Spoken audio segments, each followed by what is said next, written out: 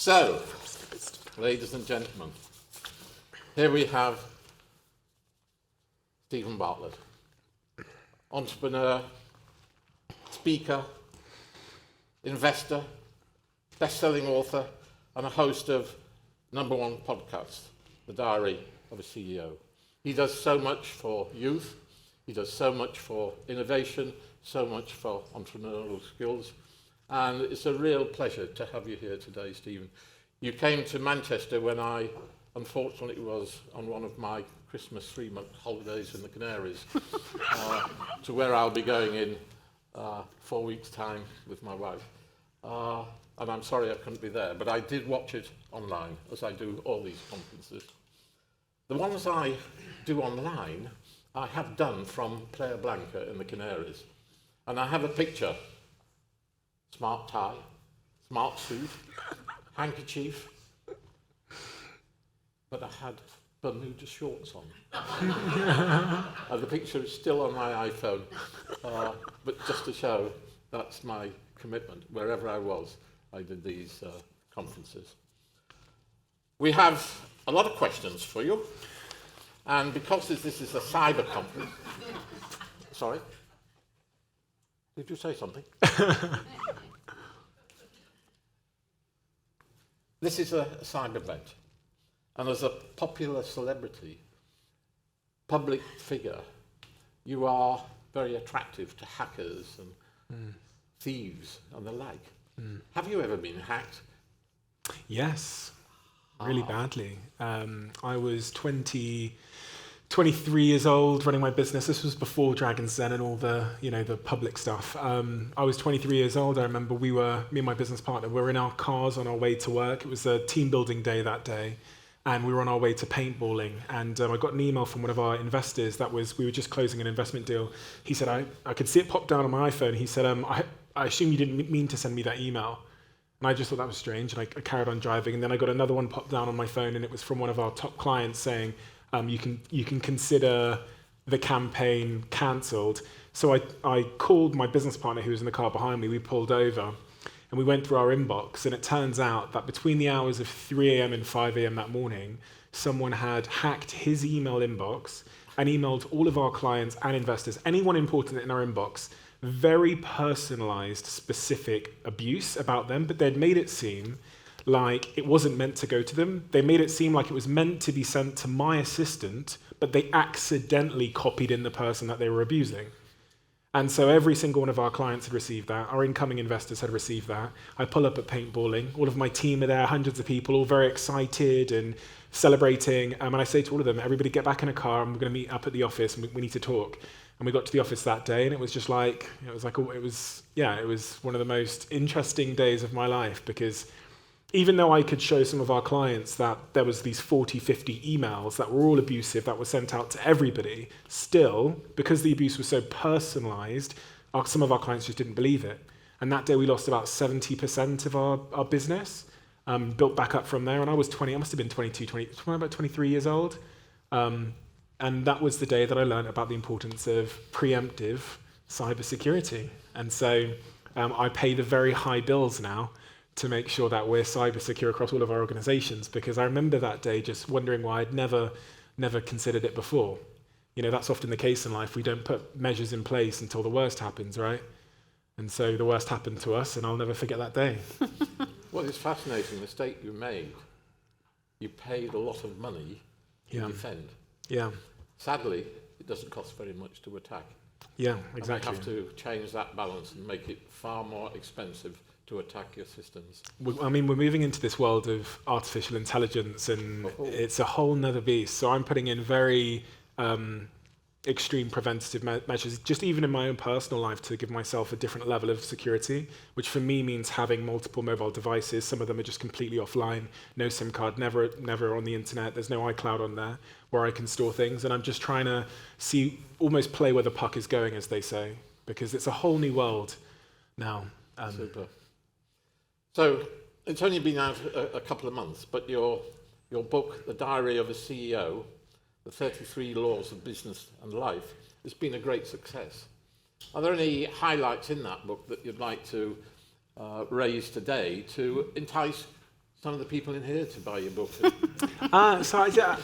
For me, once the book is out, I just can't be bothered to promote it anymore because I'm very busy. So I have no interest in promoting the book at all. After the first 5 days that it came out, my team weren't allowed to show me anything in terms of publicity or like, do you want to speak on this radio thing? For me, it's out, it's done. And the public will decide whether they want to read it or not. The book is really like an updated view on my thinking about business, and business is life and life is business in many respects. All of the fundamental core components of business and life are pretty much the same. Communication, having meaning, vision, and then there's some other philosophies in the book that I think are really pertinent and important to anyone that's building anything, especially in the context of the world we live in, where the rate of change is accelerating. Some context on me. My portfolio of things that I do ranges from our company Third Web in San Francisco. It's raised about $30 million. It's in the Web3 infrastructure space. Our investors are like Shopify, Coinbase, Katie Hahn Ventures. Then I have my marketing businesses, my fund. I worked in psychedelics for about a year, but in some big biotech companies. Quite a big investor in biotech. Got the podcast that I do, building this new podcast network called Flight Studio. Lots of things in lots of places. And then I'm a board member in Huel, so I'm always speaking to Huel. I was with the CEO this morning, Zoe, Whoop. Lots of different companies, lots of areas, but the fundamentals of success as we approach the next 10 or 20 years, I think are the same regardless of industry. And one of the most important things is about when you think about the pace of change in the world because of the acceleration of technology, having sat with Daniel Ek, the founder of Spotify, and Brian Chesky, the founder of Airbnb in the last month alone, for hours and hours and hours talking to them, it's clear that you need to really be thinking about I call it your failure rate. The rate of failure in your organization. And I go right back to sort of IBM, Thomas Watson, where for 38 years, I think he was one of the richest people on earth. And he said back then, that was one of the most successful companies on planet Earth, we measure our failure rate. Success for us is increasing our rate of failure. When asked if he was going to fire someone who had just made a $600,000 failure, he said, why would I fire them? I just spent $600,000 training them. I think about Amazon and Jeff Bezos, and that shareholder letter before he resigned, he said, this is the best place on earth to fail. He speaks to and here's some important context before I carry on. If you're 11 years old now, by the age of 40, you'll experience a year's change in about 10 days. If you're 40 now, by the age of 60, you'll experience a year's change in 3 months. That is the exponential curve that we're on in terms of technology. So this cognitive dissonance you experience when things are different, when people start talking about NFTs and people buying monkey JPEGs on the internet for $100,000 is going to increase. And that dissonance causes people to lean in or for teams to lean out. So one of the best ways that you can, I think, equip your team, your family, your kids for what's to come is to make them lean in people, which is increase the experimentation rate, increase the failure rate. That's what Daniel Ek said to me. Daniel Ek, who's the founder of Spotify, said to me, he was in my house a couple of weeks ago, he said, now I just think a lot about our company's mistake rate. How quickly are we making mistakes? And going back to Jeff Bezos there, the reason why he cares so much about the failure rate is because it's very hard to predict looking forward which innovations are going to move the needle for your company.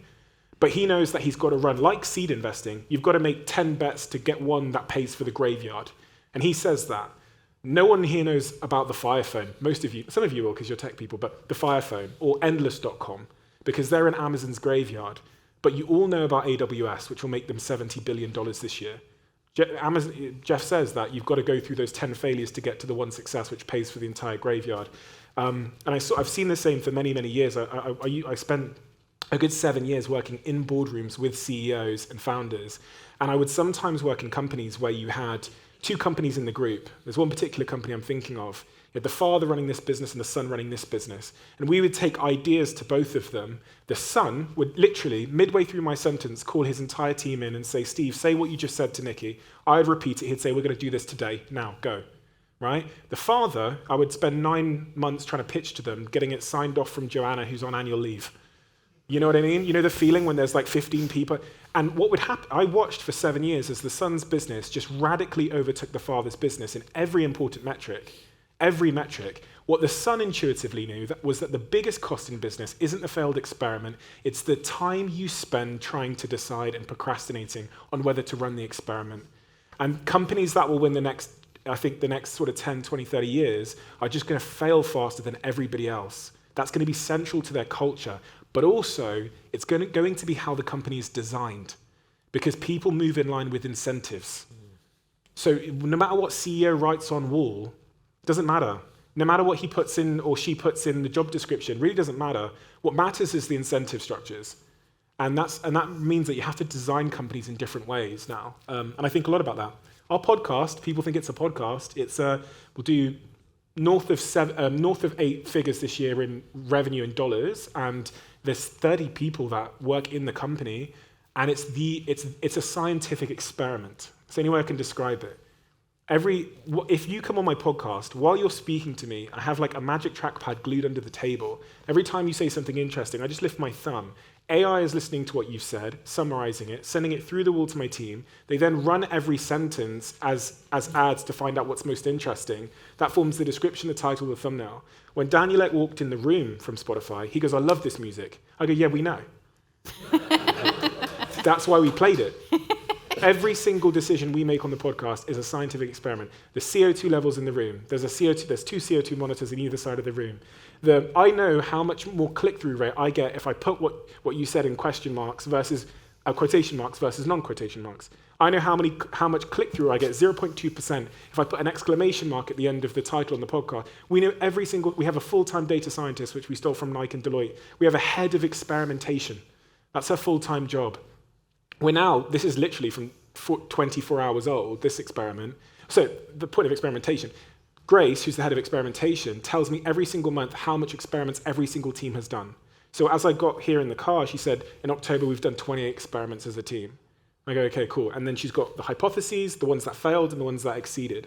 The one that's 24 hours old is we get 100 people to watch every podcast episode before it goes out. And then we use that data to figure out the moments where people got bored, where they were really interested, where they churned out, where they replayed it again. And then that structures the trailer, but also how we edit the podcast to make sure it's as interesting as possible for you, and we cut the fat. Our hypothesis on this piece of content called the podcast, but also just on business generally, is assume you don't know the right answer. But the fishing rod, instead of the fish, is having a system that gets you to the right answer. The fishing rod is a team that outfail their competition.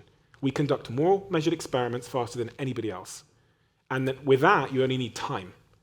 Because eventually, regardless of whether your competitors have a head start, if you're conducting more experiments than them, you're failing more than them. Like with investing, you're getting a higher percentage yield per year. You just need time. And so that's my thesis on business, and that's what I talk about in the book. You don't need to buy it now. It's basically told you everything you need to know. Well, that's one law. That's just one law. There's another 32. That's the law on outfail your competition. Yeah. I want to pick up on, actually, there's a few little things you spoke about there. And I think when we talk about cybersecurity in particular, the rapid pace of change and the fact that we need so much investment, we're never going to get to the point where we have enough security. Yeah. We're never going to kind of say, okay, we've done enough now. And so I think for a lot of people in this room, it's a constant battle with regards to, say, failing, making the right decision.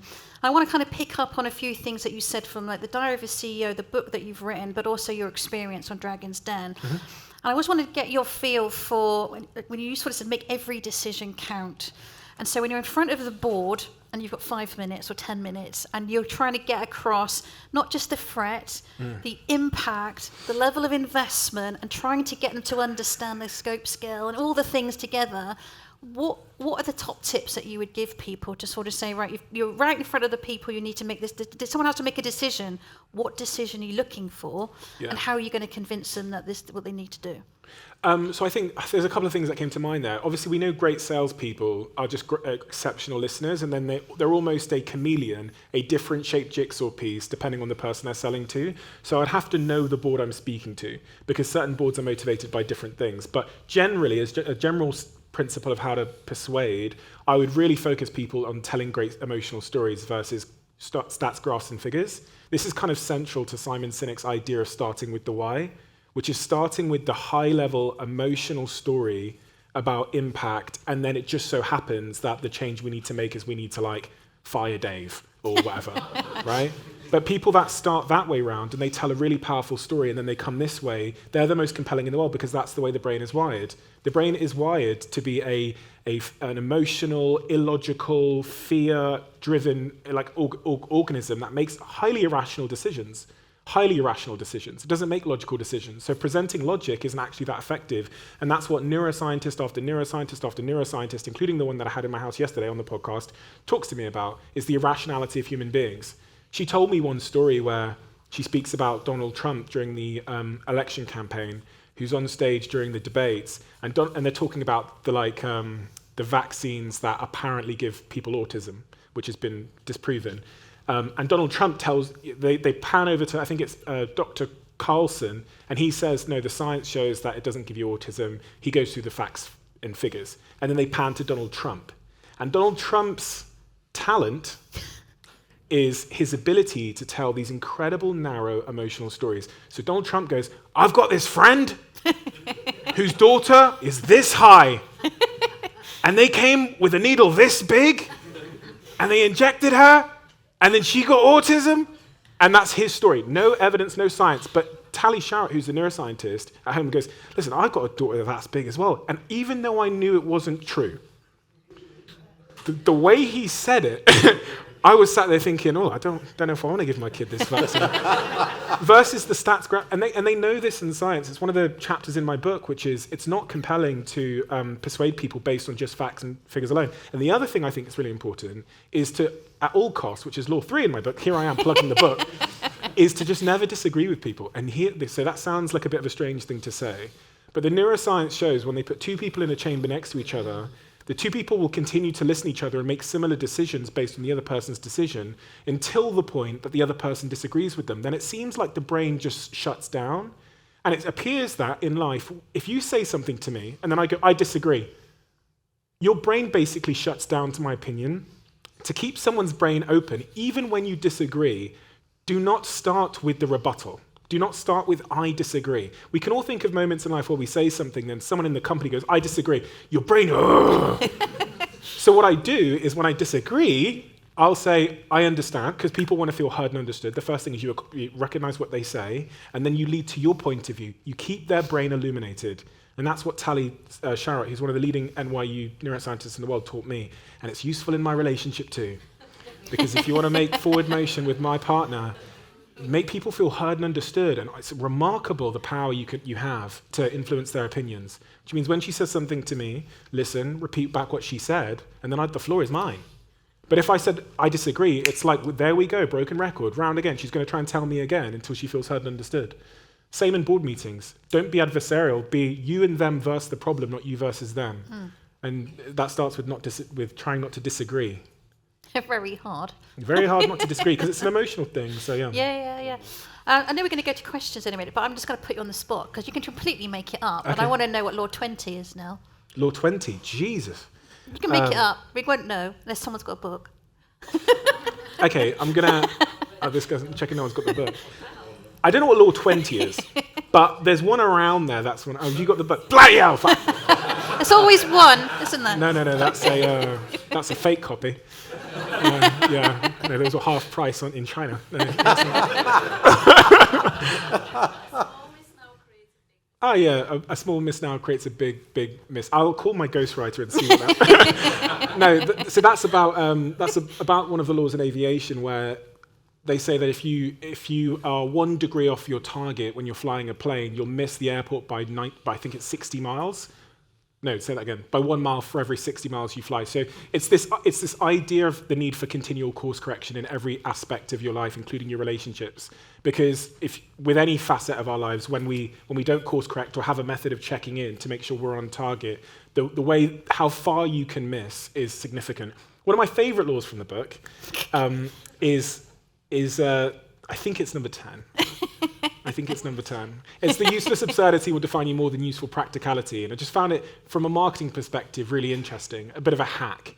My gym one of the gyms I go to is Third Space in Canary Wharf. And I noticed when I went there, well, my girlfriend went there first, and she said to me, there's this incredible gym, Canary Wharf. They have a 50, 60-foot climbing wall in the entrance. It's amazing. And so I thought, amazing. So I signed up to the gym as well. And then when I told my friends about it, I said the same thing. I was like, there's this gym in Canary Wharf, it's huge. They even have a 60-foot climbing wall in the entrance.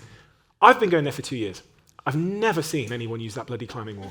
Not once. But But there's this chain of people just selling it based on this climbing wall. My friend Ash then tells my friend Dom, there's this gym, 60-foot climbing wall in the entrance. It's huge.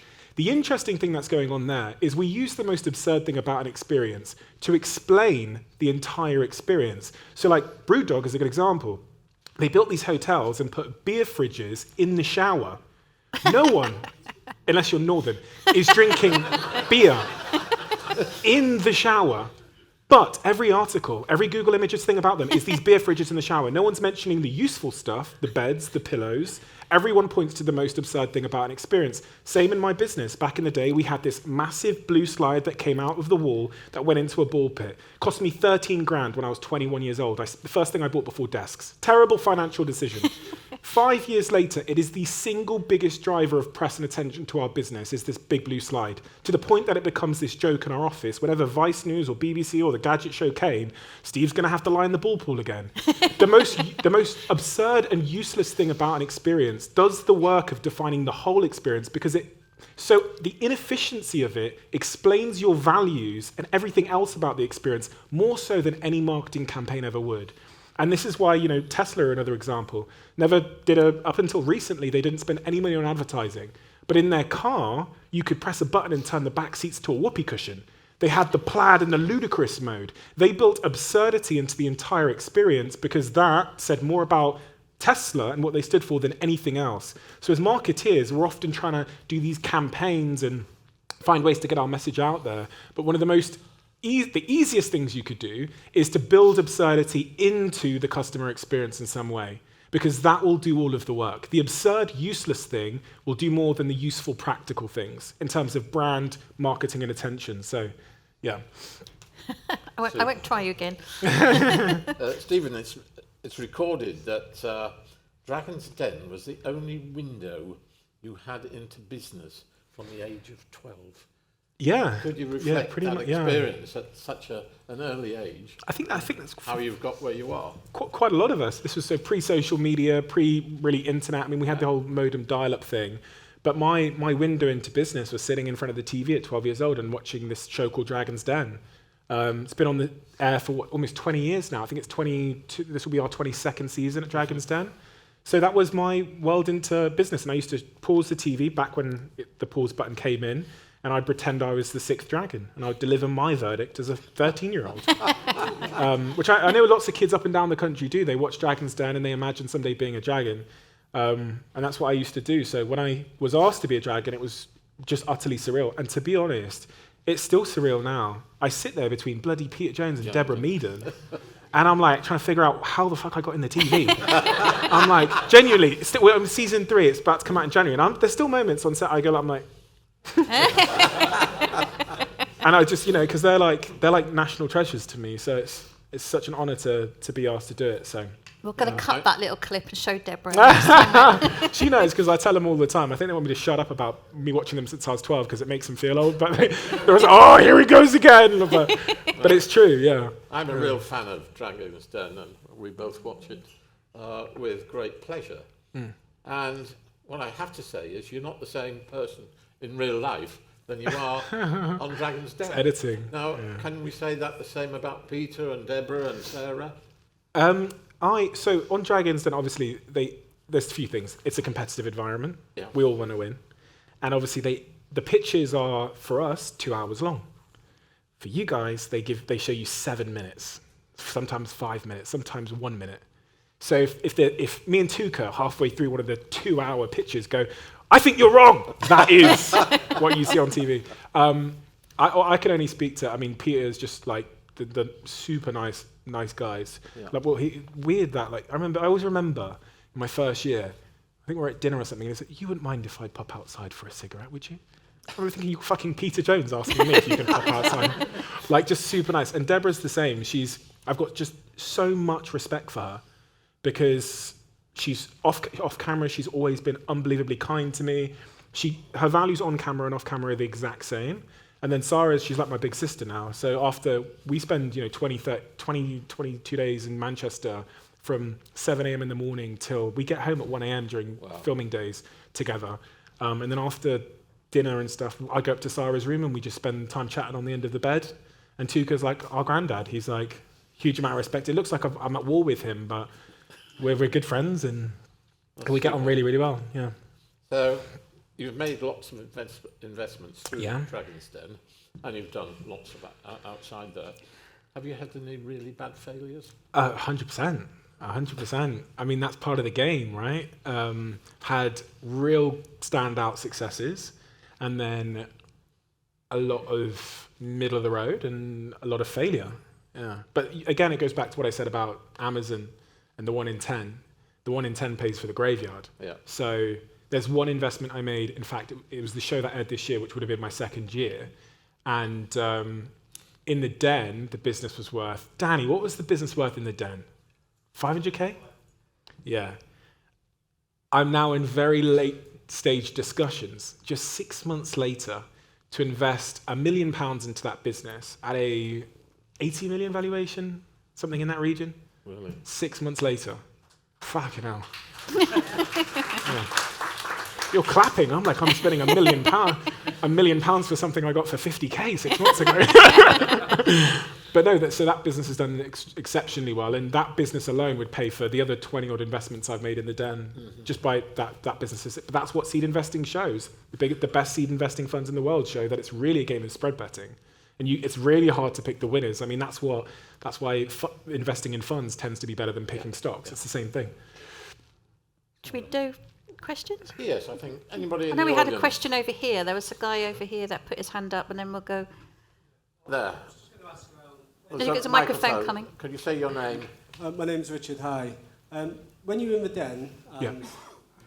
it was sort of relates to security as well in a way, but when you're sitting there, you've got this idea in your head, and you think, yeah, I'm going to ask this or think this, and then Peter or Deborah next to you say something. Oh my God, actually, yeah, I agree with that. It's actually completely opposite.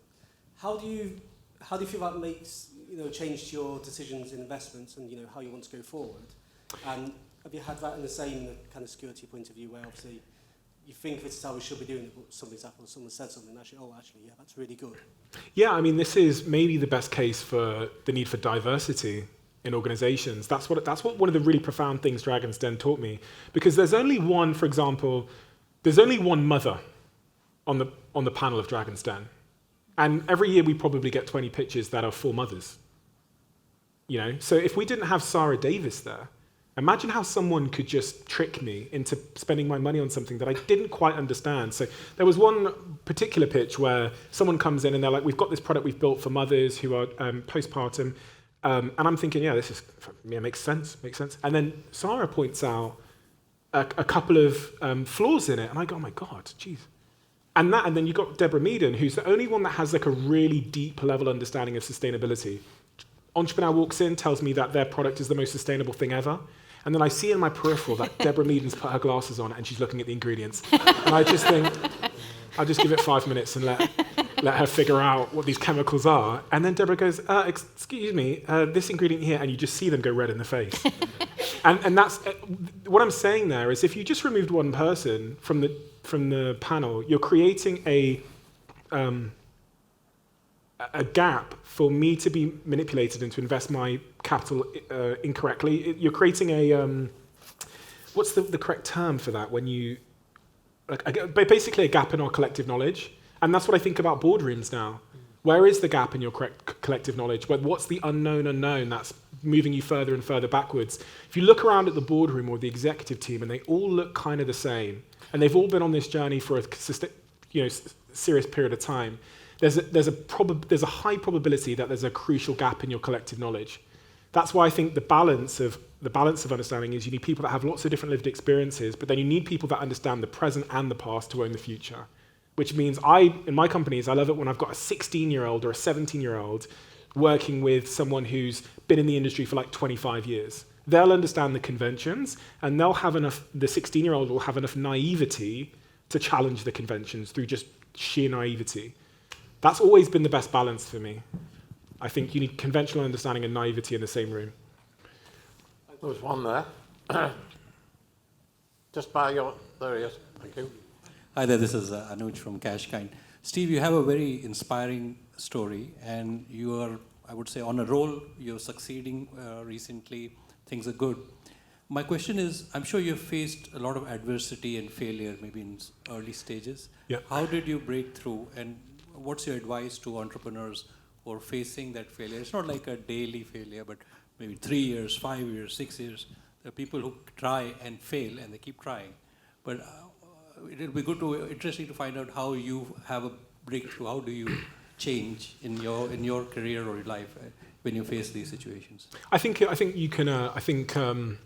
With everything in life, you tell your story. There's what happens, and then there's the story you tell yourself about what happens.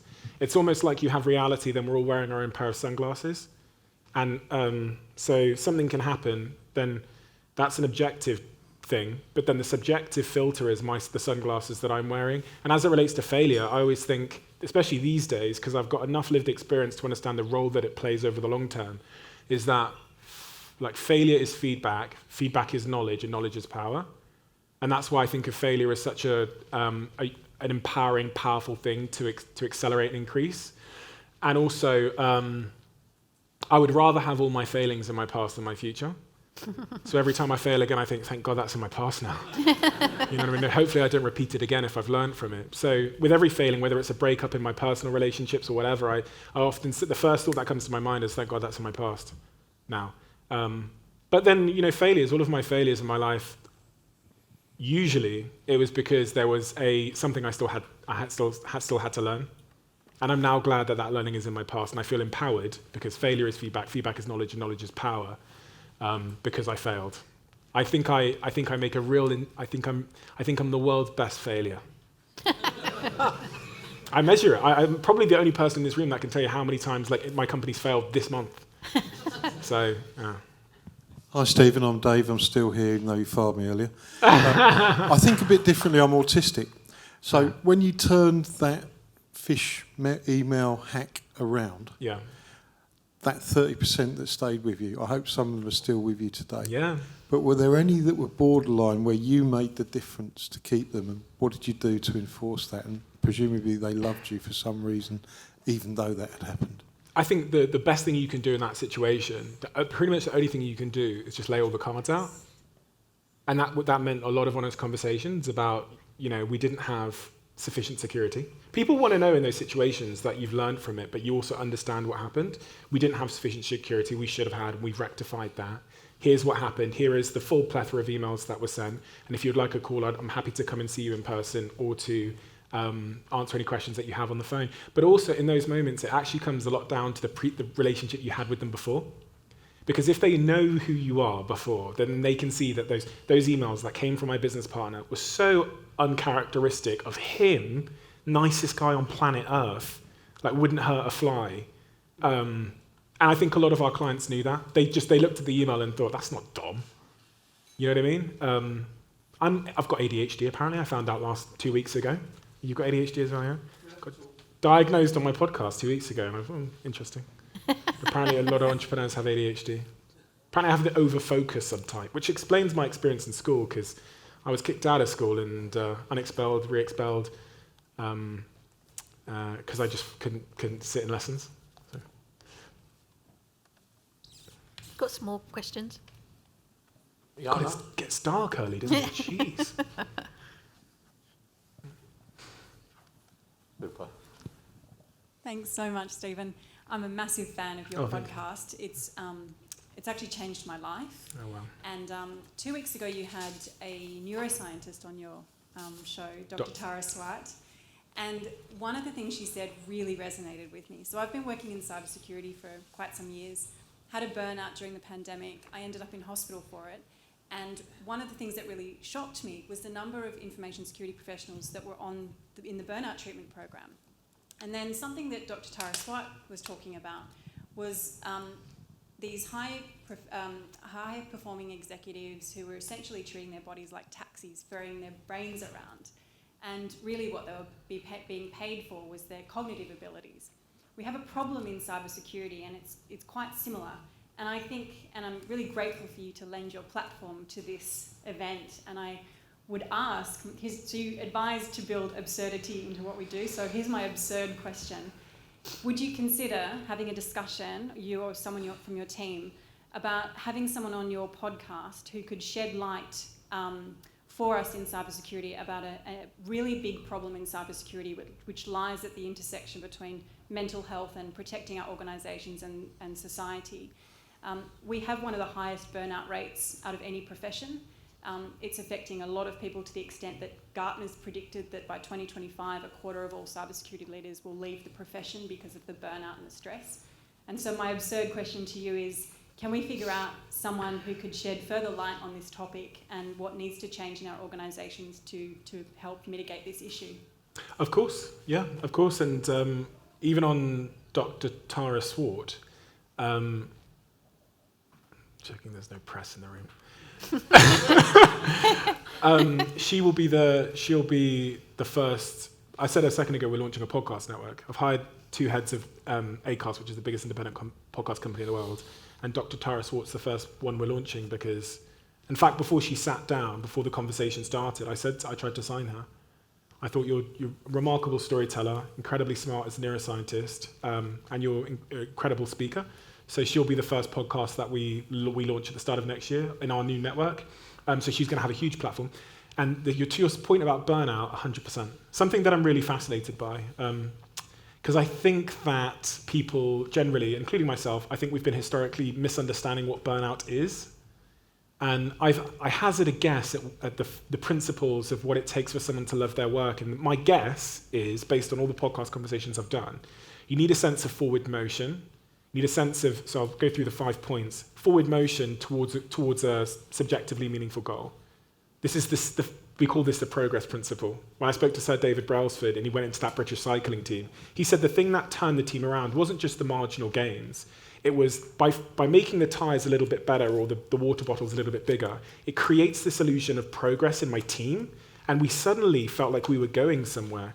And he goes, people were staying in the workshop, the bike workshop, till 1 a.m. because we suddenly just felt like we were going somewhere because we were stacking these 1% gains. It's easy to find the small things to create that illusion of progress. Everyone in your organization, you should be able to walk up to them and tap them on the shoulder and say to them, where are we going and why does that matter to you?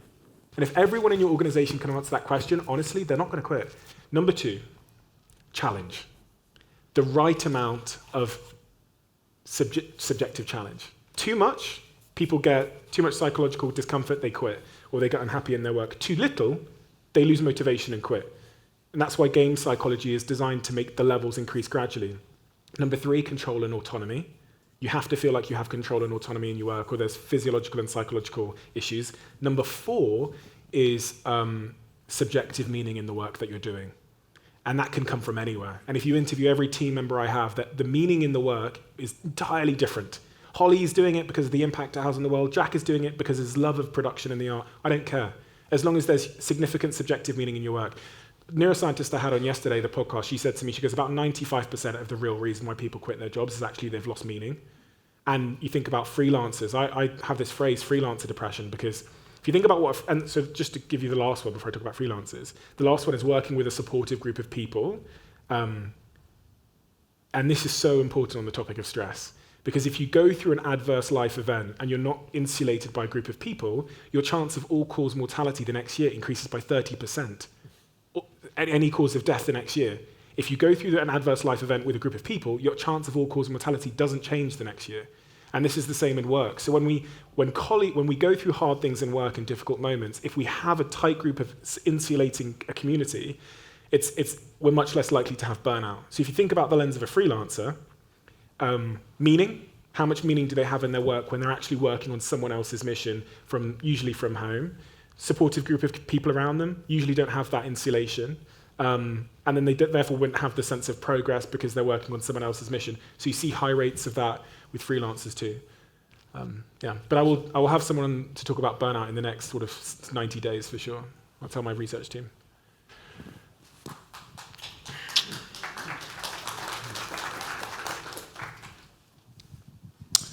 Stephen, Alan Jenkins, I guess I'm part of the old guard, but just behind the colonel. To that last point, and I'm conscious here you've probably got a marketing hat on. From the industry perspective, marketing are almost the enemy when it comes to marketing of vendors because there's a spin in it. Last week's news item was around the CISO at SolarWinds being prosecuted for fraud because he crossed that line beyond misrepresentation into telling lies. That's the accusation, and that's my characterization of it. That has put a little bit more fear into the CISO community because they're now seeing that personal accountability potentially coming at them with a jail sentence at the end of it. Because they're not empowered. The CISOs, it's almost a misnomer. They're not really chiefs at all because they're spending a budget, but they have to get authority to spend from somebody else. So they have all of the responsibility and accountability, but actually no real authority. Yeah. With your CEO and advising hat on, is that deliberate on the part of the board because that gives them somebody to fire to take the blame? Or is it out of they didn't really appreciate it and they might see it differently? Yeah, it goes back to something earlier on I said about incentive structures and people just operating in line with their incentives. In that situation, the incentive structure is creating risk aversion. And then that risk aversion is resulting in people failing in that environment. So if they want to have better results and change the behaviors in that environment, you need to rip up the incentive structures. It's no surprise to me that the companies that are most innovative are founder-led, typically, because you have authority, you have conviction, you have clarity of vision, you have risk appetite at the very top of the company. When you have boards that are overpowered, have too much power, you often see innovation, risk-taking, and all of those things decline, and you see a short-termism, especially if the company's public and they've got quarterly earnings to report. So again, it comes down to incentive structures, and a lot of companies will unfortunately meet a perilous end because their incentives are short-termist, risk-adverse in a world where it's more important than ever to be pro-risk and to be pro-failure. Yeah. So from over here, didn't we?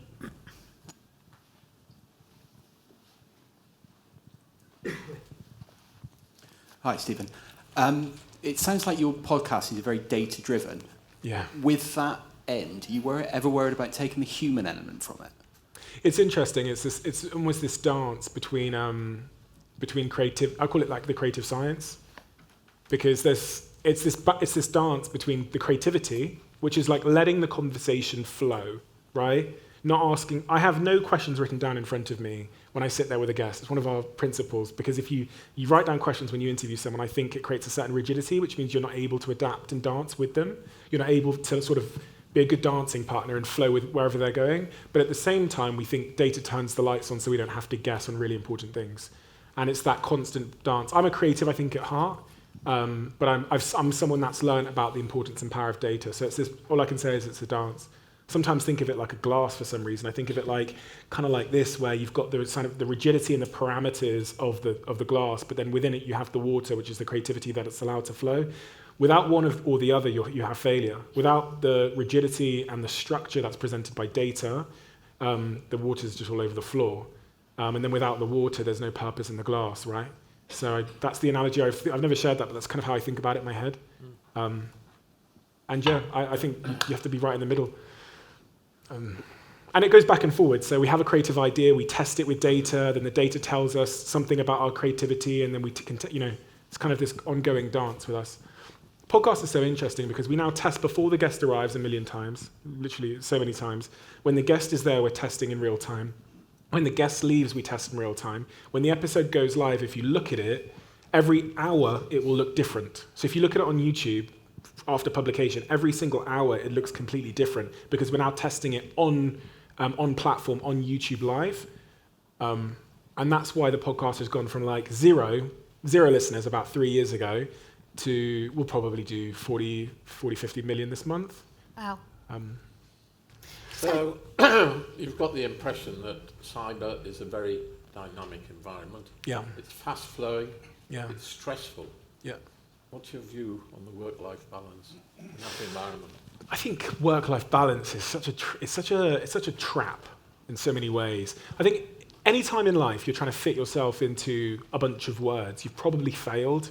Think about this with like when I brought my girlfriend home. It's like, Mum, this is my girlfriend, and my mum's like, is it love? I think, okay, so love, right? 4-letter word. I've used that before to describe peanut butter and my dog.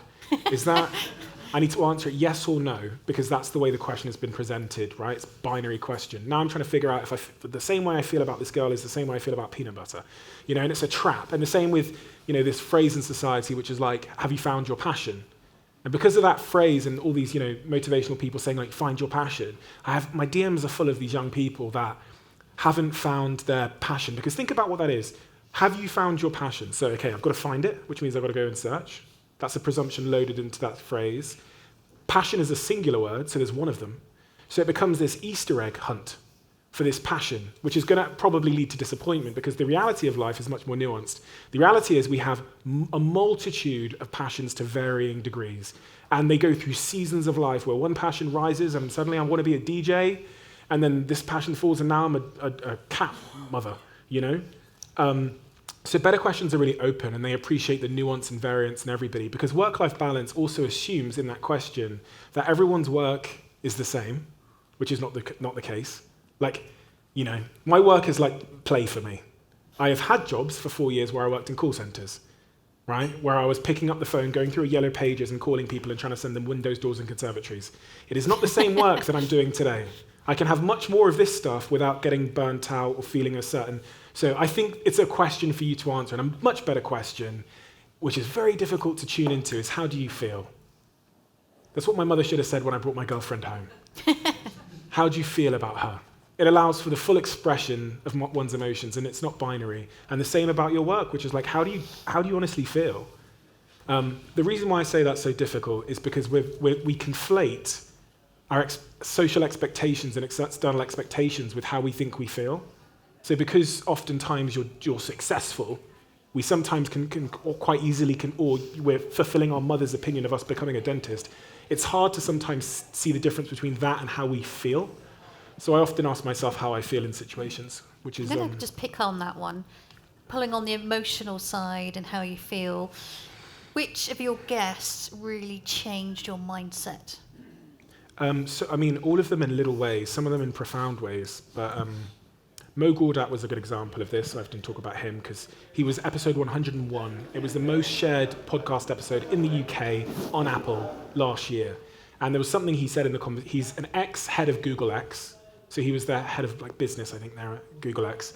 And his son died in a routine operation. He quits Google, sells all his stuff. He's a 55-year-old man, I believe, gets his backpack and goes on search of what happiness really is. He says so much to me. It's a very emotional conversation. And one of the things he said is that, which I'm sure you're all familiar with, whether it's dealing with clients or family members or partners, is that we're happy when our expectations of how our life is supposed to be going are met. And we're unhappy when our expectations of how our life is supposed to be go unmet. And through that lens, you can figure out why, when I was in Botswana, where I was born, in Africa, watching my mother have a hot bowl of jollof rice, I would see, euphoria. But if I go to Mayfair on the weekend and I watch people order their medium rare Kobe steak, and it doesn't come medium rare, visceral anger. Life is just a set of expectations that are being met or unmet. And that's really what happiness is. And it brings me back to times in my life. First time I was on a plane other than coming from Africa was when I was 21. And I remember being on that plane in economy, and I'm like, oh my fucking God, we're in a tin can and we're trying to get to Thailand here, and I'm pulling out the safety manual and I'm like, woo! 5 years later, I'm flying first class, business class, everywhere, 50 weeks a year. I'm flying 50 weeks a year around the world, running on that plane, pull out my laptop, try and get as much work done before it takes off. And the day then I looked over and saw, I'll call her Joanne, on her honeymoon with someone I'll call Dave. And they were just like going through the catalogue, and they're putting on the robes and the slippers. The amount of joy they had reminded me of old me. Back when my expectations were lower of my own life. The only thing that's changed is my expectations. And that's the same in our relationships. It's the same with our partners. The neuroscientist I had on my podcast yesterday talked about the science of habituation, which is how our brain is wired to adapt to things and lose the joy and meaning from them. Habituation. So, for example, the first bite of that dessert tastes way better than it ever will. The first, experience you have at that restaurant or the theme park will be the best you ever have, because the brain slowly habituates. So why, for example, if you smell right now, you won't know you smell anymore, because your brain has stopped sending the signal from your nose receptors to your brain. So you have to turn to your friend and go, listen, do I smell? Which I'm sure you've all done at some point. You said, you've had to ask someone else if you smell. And the same happens throughout our lives. We habituate. And that's where often most of our joy goes. So we have to create novelty. And the second thing I learned yesterday is you have to create breaks between the things that you love, whether it's your relationships or your work or pleasure or the restaurant you go to.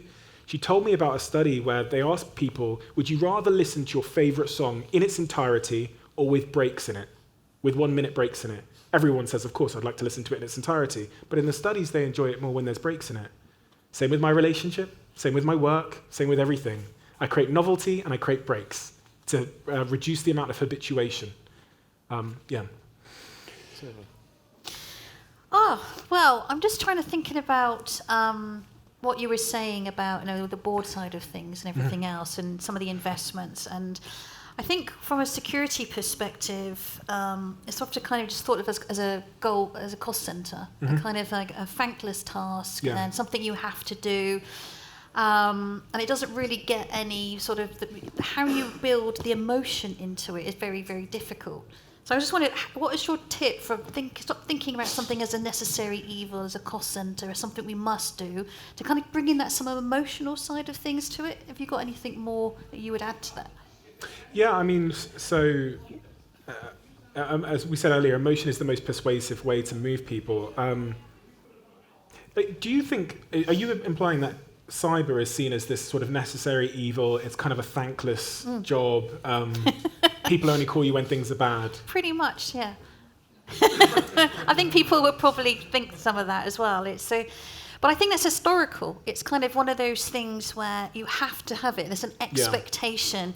But it is seen as a cost center, in essence. It's kind of like you get given a budget, you spend your budget, you kind of do the thing, you go through the motions, trying to then think about how am I going to stretch my budget out and how do you do all of the things.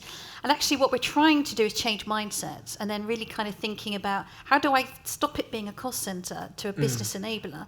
And the kind of how do I saying this is about building trust, it's resilience, it's kind of taking our business to the next level. Do you know what's interesting? When I speak at events and I come to companies, and I'm speaking at Meta next week, did Visa, Facebook, LinkedIn, all these companies. I go to some companies where when I walk in the room, the first thing they'll say to me when I'm stood by the door is like, this is not a sexy industry. Like they'll say that to me. And one of the things I've always thought is like, if that's genuinely what you've started to believe as an industry, it will be how you behave. And when you use the phrase there, change people's minds, honestly, it starts with changing your own. And people don't quite understand that they've fallen into this psychological trap where they kind of all read the same book and think the same, and then that becomes self-fulfilling. But if you understand labeling psychology, what you believe about your own industry will be how you behave, how you show up, how you interact. So if you want to change other people's minds, I would start, which is the very hard piece of work, to change your own, about your own industry. And I guarantee if you do that, you'll see external changes in how people receive you. I even think about the people that do our cybersecurity, and they're very much in that mindset too. They very much see themselves as this very narrow, necessary evil in our lives, and we don't really have a relationship with them apart from if something's bad or if we've got a concern, that's it. They could change that, but we assume that's the relationship. Like my girlfriend, for example, I always talk about her for some reason, but she is, before I've never really successful in relationships, but she was very clear through her boundaries and her expectations about what our relationship was, and I adapted accordingly. And I think, and it's the reason why the relationship worked. And I think about the same way in this context. You are one part of a relationship, and you also have the ability to set the parameters, the expectations, and the rules of that engagement. You don't have to be on the receiving end of it, but it starts with your own psychology. So, yeah. Oh, I love it. I think this is an absolutely fantastic, fascinating, never a dull day in cybersecurity. But I think some people just kind of get into that, as you say, into that rhythm of it being like that kind of thankless task. And there were always, I think, from what we were talking about before, is your anticipation that you've never done enough. That you've always got to, around the next corner is the big event that's going to hit the media and it's going to have the fallout. So I think as we were saying, there's never enough security. You're never going to reach the end. And I think there's that kind of pressure to how do you keep the motivation going when you know there's no ever an end in sight. If that makes sense. Part of the issue as well might just be in the words. We talked about the power of words earlier on and how they can hold you back. Cybersecurity, I mean, that comes pretty loaded with what I think you are and what I think you're going to do for me. Maybe you're telling me that you want to be something more than cybersecurity, because cybersecurity just sounds like defense. It doesn't sound like you're going to help me grow my business. It doesn't sound like you're going to help me become successful. It sounds like defense. So, defense isn't that sexy. Nobody wants to think about loss in defense, do they? They want to think about how they can grow their business, meet their goals, achieve their biggest dreams, and, So there's probably a couple of framing and positioning issues just inherent in the industry, which I think if you change, you can unlock a whole nother realm of opportunity, revenue, relationships, et cetera, et cetera. So what would you call it? Your new business venture. I mean, it's a good thing to think about cyber growth because people want that. And the minute you say cyber growth, I think, oh God, you're going to help me make my systems more efficient. You're going to help me reach more customers. You're going to do the defense as well, because defense is part of winning any game or any football match. Defense is integral to attack. You can't attack without defense. But seeing yourself as someone that's going to help accelerate my business, which is central to my objectives, I think is a nicer, higher value positioning to take. I like that. Stephen, I've got time for 2 more questions. I'm going to deliver the first, and I have somebody to deliver the last question. You're a very successful man. You've made a lot of money, and you're still making a lot of money. But there will come a time when you get fed up of making money. I'll take your word for it. I